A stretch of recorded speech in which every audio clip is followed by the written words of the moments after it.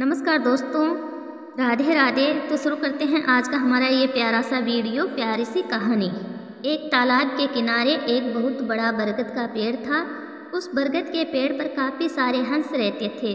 वह सभी हंस दिन भर तालाब में मोती चुगते अपना पेट भरते। उसके बाद जैसे संध्या काल का समय होता, वह सभी हंस उड़ करके उस बरगद के पेड़ पर आकर के बैठ जाते हैं। प्रिय दोस्तों, जो वह बरगद का वृक्ष था वह एक घनघोर वृक्ष था।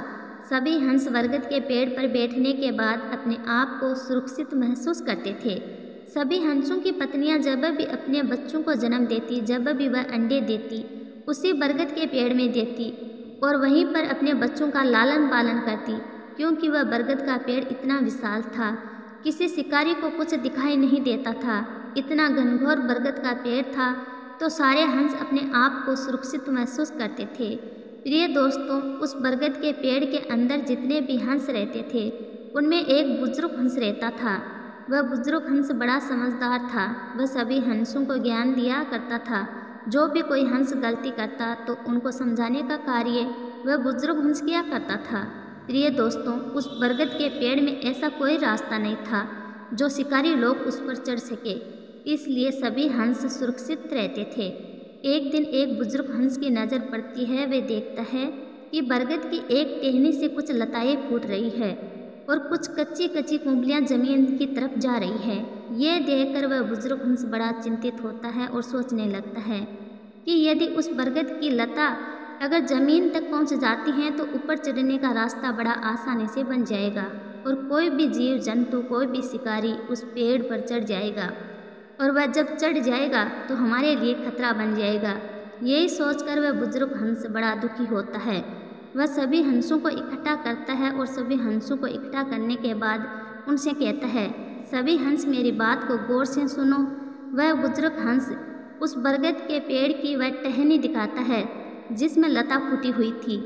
वह बुजुर्ग हंस सभी हंसों से कहता है, बरगद की उस टहनी पर लता फूटने लग गई है और यदि ये लता बड़ी हो जाएगी और ज़मीन तक पहुंच जाएगी तो बड़े आसानी से कोई भी शिकारी इस लता की सहायता से वृक्ष पर चढ़ सकता है और जब वह वृक्ष पर चढ़ जाएगा तो हमें भारी नुकसान पहुंचा सकता है। लेकिन उस बुजुर्ग हंस की इतनी बात सुनने के बाद कोई भी हंस उसकी बात पर गौर नहीं करता।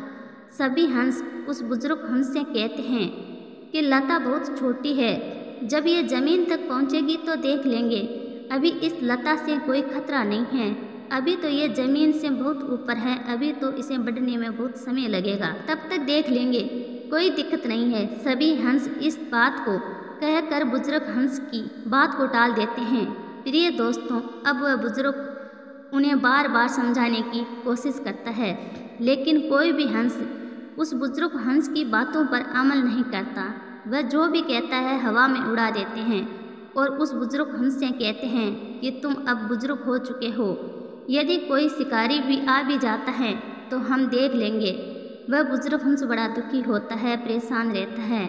अब उनको ये चिंता सताने लगी कि जैसे ही ये लता ज़मीन तक पहुँचेगी तो इस बरगद के वृक्ष में रहने वाले हंस सभी मारे जाएंगे। इसको ये खतरा महसूस होने लगता था और उसी खतरे को महसूस करके बुजुर्ग हंस बड़ा दुखी रहने लगा। प्रिय दोस्तों, अभी एक दिन की बात है। सभी हंस प्रातःकाल होते ही बरगद के पेड़ से उड़कर झील में चले जाते हैं और वहाँ पर मोती चुगते हैं, दाना पानी खाते हैं, अपना पेट भरते हैं। उधर एक शिकारी उसी रास्ते से गुजर रहा था जिस रास्ते में वह बरगद का पेड़ था। तब वह शिकारी उस बरगद के पेड़ को देखकर सोचने लगता है कि जरूर इस बरगद के पेड़ में कोई परिंदे रहते होंगे और हो सकता है कोई हंस भी बैठते होंगे। ये सोचकर वह शिकारी बरगद के पेड़ में जो वह लताएं फूट रही थी, अब वह लता बड़ी हो जाती हैं और वह मजबूत भी हो जाती हैं। तो अब वह शिकारी लता के सारे लता को पकड़कर और बरगद के पेड़ के ऊपर चढ़ जाता है और बरगद के पेड़ के ऊपर चढ़ कर के पूरे बरगद के पेड़ में एक जाल बिछा देता है। जाल इतनी बारीकी से बिछाता है कि परिंदों को नज़र नहीं आता और वह बड़े आसानी से बरगद के पेड़ से लता के सहारे नीचे उतर आता है। अब वह अपने घर को चला जाता है। प्रिय दोस्तों, अब जैसे शाम के वक्त सभी हंस उस बरगद के पेड़ पर आते हैं अब उनको वह जाल दिखाई नहीं देता। जैसे ही सारे हंस बरगद के पेड़ में बैठते हैं, प्रिय दोस्तों, वह सभी हंस जाल में फंस जाते हैं। जाल में फंसने के बाद वह फड़फड़ाने लग जाते हैं, निकलने की कोशिश करते हैं, लेकिन उनको निकलने का कोई रास्ता नहीं मिलता।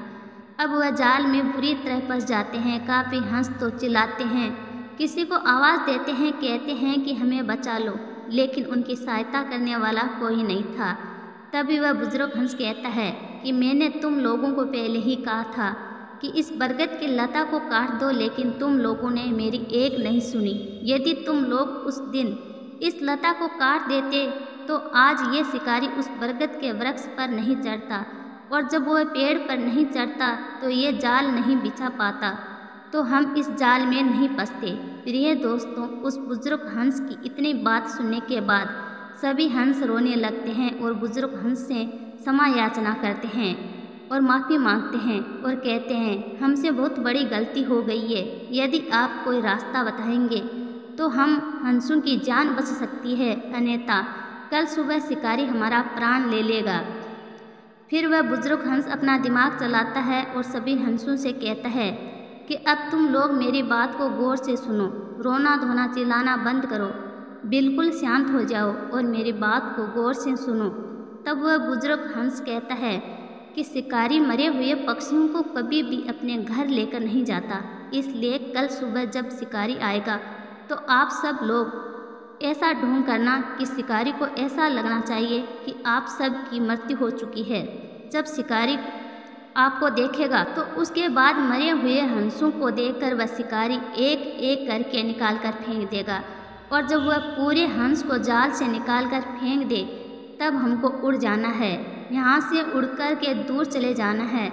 अब सभी हंस बुजुर्ग हंस की बताई हुई बातों पर और उनकी रणनीति पर काम करना शुरू करते हैं। सभी हंस हाँ करते हैं कि ठीक है, हम ऐसा ही करेंगे। जैसे प्रांत काल का समय होता है, तभी वह शिकारी उस बरगद के पेड़ की तरफ आता हुआ दिखाई देता है। जब हंस को वह शिकारी आता हुआ दिखाई देता है तो बुजुर्ग हंस सभी हंसों से कहता है कि हमारा दुश्मन शिकारी आ रहा है। जैसे ही शिकारी बरगद के पेड़ के ऊपर चढ़ता है और अपने जाल में देखता है कि बहुत सारे हंस जाल के अंदर फंसे हुए हैं, तो बड़ा प्रसन्न होता है और सोचने लगता है कि अब मुझे महीने 2 महीने कुछ करने की ज़रूरत नहीं है, इतने सारे हंस मेरे हाथ लगे हैं। अब धीरे धीरे अपनी जाल को नीचे उतारता है, और जब वह नीचे उतारता है तो देखता है कि कोई भी हंस अपने पंख नहीं हिला रहे हैं, क्या मर चुके हैं। सभी हंस मर्द की तरह पड़े हुए थे। यह देखकर वह शिकारी बड़ा दुखी होता है कि मेरी सारी मेहनत बेकार हो गई, ये तो सारे हंस मर चुके हैं, एक भी हंस जिंदा नहीं है। उनको उठाकर एक खुले मैदान में ले जाता है और एक एक हंस को निकालकर बाहर फेंकता है। इसी तरीके से वह शिकारी सारे हंसों को जाल से निकालकर और मैदान में डाल देता है। जैसे ही शिकारी सभी हंसों को निकालकर मैदान में फेंक देता है, तभी सारे हंस उड़ान भरते हैं और आसमान की ऊंचाइयों में उड़ जाते हैं। यह देखकर वह शिकारी बड़ा दुखी होता है और सोचने लगता है कि यह चमत्कार कैसे हुआ।